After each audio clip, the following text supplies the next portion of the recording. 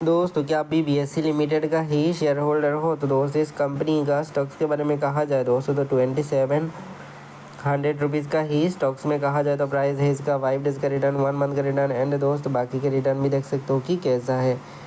तो दोस्त देखा जाए ना तो यहाँ पर ऑलमोस्ट 2100% का ही रिटर्न है दोस्त बीएससी लिमिटेड का स्टॉक्स में एंड कंपनी ने बहुत ही अच्छे लेवल का ही रिटर्न जनरेट किया है अपने पीक लेवल तक। तो देखा जाए दोस्तों तो ऑलमोस्ट 1400% का ही रिटर्न है बीएससी लिमिटेड का स्टॉक्स में, ठीक है।